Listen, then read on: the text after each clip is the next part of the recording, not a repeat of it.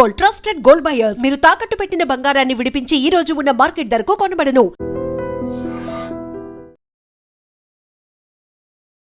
Hi hello నమస్తే, welcome back to our channel. నేను మీ వైషు. గత ఏడాది ఒక తండ్రి తన కూతుర్ని రేప్ చేసిన విషయం మనందరికీ తెలిసిందే. అయితే ఆ కేసు ఇప్పటి వరకు కొనసాగుతుంటే 1 year లోపలే చట్టం త్వరగా గుర్తించి త్వరగా రియాక్ట్ అయిందని చెప్పుకోవచ్చు ఈ విషయంలో. ఈ విషయం గురించి మాట్లాడడానికి ఈరోజు నాతో పాటు సోషల్ యాక్టివిస్ట్ కృష్ణకుమారి గారు ఉన్నారు. మేడంతో మాట్లాడదాం. హలో మ్యామ్, నమస్తే. నమస్తే. సంఘటనే దౌర్భాగ్యము, లేకపోతే ఇంకేదైనా చెప్పుకోవచ్చు, దారుణం అనే చెప్పుకోవచ్చు, తండ్రి రేప్ చేయడం అనేది. కానీ చట్టం అంత తొందరగా రియాక్ట్ అవ్వడం అనేది గొప్ప విషయంగా చెప్పుకోవచ్చు. ఏం జరిగింది మా మిస్సులు? 2023 చివరిలో నర్సరావుపేటలో ఒక కుటుంబం ఉంటుంది పక్కన ఊర్లో. అయితే భార్యాభర్త 3 పిల్లలు. అయితే తరచూ మద్యం తీసుకొని భార్యని బాగా ఇబ్బంది పెడుతూ ఉంటే ఆమె వెళ్ళిపోయింది పుట్టింటికి. వెళ్తూ వెళ్తూ ఆమె పిల్లల్ని తీసుకుని వెళ్ళాల. అయితే ఆ పిల్లలు ఇక్కడే ఉంటున్నారు, తండ్రి దగ్గరే ఉంటున్నారు. అయితే ఒక రోజు రాత్రిపూట ఈయన మద్యం తీసుకొని వచ్చి ఆ 3వ కూతురు ఎవరైతే ఉన్నారో ఆ కూతురుకి 10 సంవత్సరాలు, ఆ పాప పైన అత్యాచారం చేశాడు. అత్యాచారం చేస్తే ఆ పాప ఆ ప్రవర్తనని చాలా అసహజంగా ఫీల్ అయ్యింది. ఫీల్ అయ్యి తను ఏం చేసిందంటే ఇమ్మీడియట్గా పక్కన స్వచ్ఛంద సంస్థల వాళ్ళు ఉంటే వాళ్ళకి ఇన్ఫార్మ్ చేసింది. చెప్తే వెంటనే ఐసిడిఎస్ అధికారులు వచ్చారు. వచ్చి ఆ పాపను తీసుకెళ్ళి పోలీస్ కేసు పెట్టించి వైద్య పరీక్షలు అవన్నీ చేస్తే ఆ అమ్మాయి అత్యాచారానికి గురైంది అనేది రూఢి అయ్యింది. అయిన తర్వాత ఇంకా కేసు మొదలైతే రుజువైంది. కేసు రుజువైతే నిన్న అతనికి ఒక 10 సంవత్సరాలు జైలు శిక్ష, 2,000 రూపాయల జరిమానా విధించడం జరిగింది. అయితే ఈ విషయాన్ని పోలీసులు ఏమని వ్యాఖ్యానించారంటే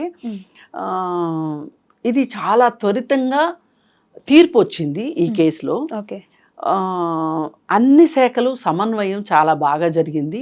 ఇందులో ఐసిడిఎస్ వాళ్ళు బాగా పనిచేశారు, పోలీసులు మేము కూడా బాగా పనిచేశాము, అలాగే స్వచ్ఛంద సేవా సంస్థలు కూడా అందరూ కలిసికట్టుగా బాగా పనిచేశాము. అందుకు ఈ కేసు ఇంత త్వరగా శిక్ష పడింది.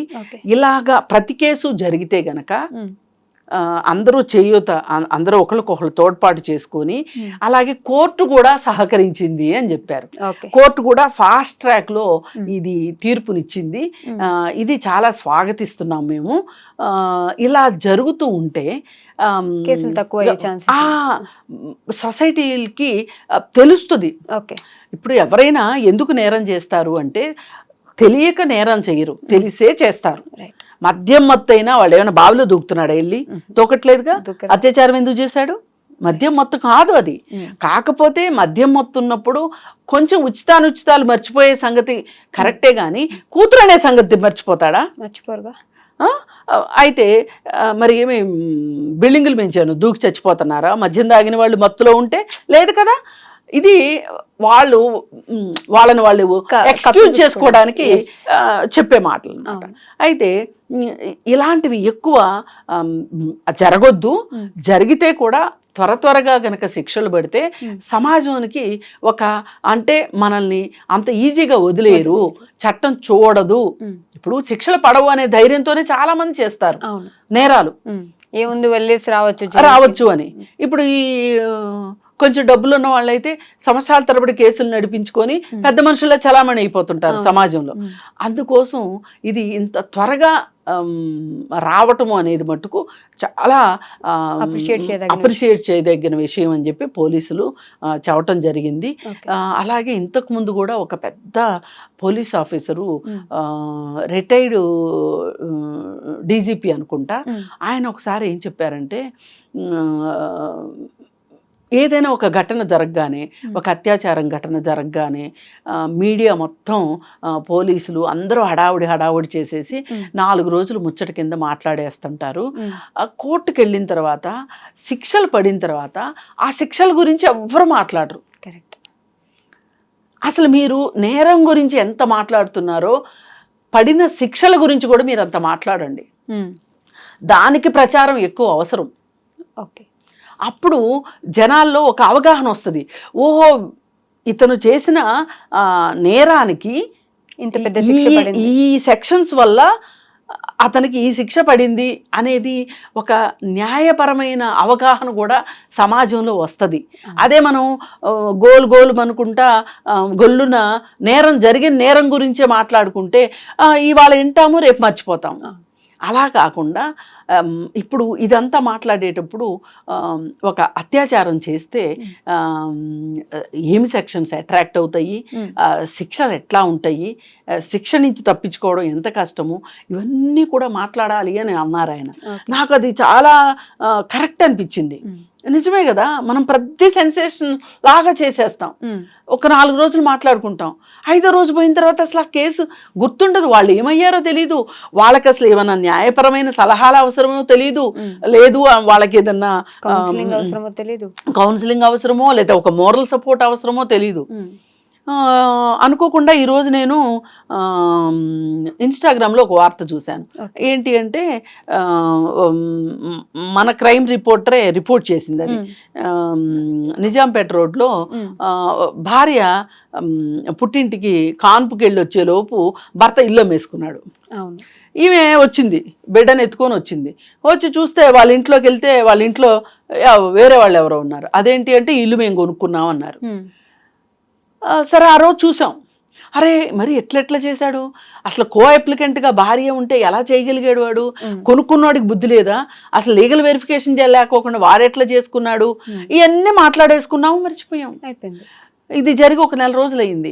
ఈ రోజు నేను మళ్ళీ ఆ వార్త చూస్తే నాకు గుర్తొచ్చింది, అరే ఆ అమ్మాయి ఎలా ఉందో, ఆ చిన్న బాబుతోటి ఆ అమ్మాయి జాబ్ చేసుకోగలుగుతుందో లేదో, మరి భర్త చేసిన ఇంతటి మోసానికి ఇంట్లో వేధింపులు ఉండడం వేరు, ఆర్థికపరమైన దోపిడీ వేరు, కట్నాల కోసం వేధించడం వేరు, ఇన్ని రకాల వేదనలు అమ్మాయి పడింది. అసలు అమ్మాయి ఎలా ఉందో ఏంటో అని నాకు చాలా బాధగా అనిపించింది. కానీ మనం మళ్ళీ ఆ కేసు ఏమైందో మనకు తెలియదు. అందుకని నేను రాగానే ఆఫీస్కి రాగానే మన క్రైమ్ రిపోర్టర్ని అడిగి నంబర్ తీసుకొని ఆమెకు ఫోన్ చేస్తే వాళ్ళ అమ్మ ఎత్తి కేసు పెట్టామండి అంటే నేను చెప్పాను అప్పుడు, అమ్మ మీకు ఏ టైంలో ఏం అవసరమైనా సరే, లీగల్ సపోర్ట్ కావాలా లేకపోతే పర్సనల్గా ఏదన్నా కౌన్సిలింగ్ లాంటిది కావాలా, ఏం కావాలన్నా మమ్మల్ని సంప్రదించవచ్చమ్మా, మేము ఉన్నామని మీరు మర్చిపోకండి అని చెప్పాను అనమాట. నాకు ఒక రకంగా అంటే ఒక భార్య పరిస్థితి ఇలా అవ్వడం ఎంత దారుణం.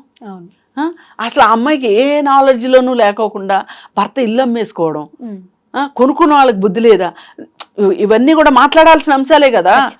అందుకోసం ఏంటంటే ఇప్పుడు నేను ఈ నరసరావుపేట శిక్ష పడిన విధం గురించి కూడా ఇంతలా చెప్పడం వెనకమాల కారణం ఏంటి అంటే, ఎవ్వరూ కూడా శిక్ష నుంచి తప్పించుకోలేరు అన్లెస్ అంటిల్ వాళ్ళు బాగా డబ్బులున్న వాళ్ళు అయితే మనం ఎక్కువ తిరగాల్సి వస్తుంది.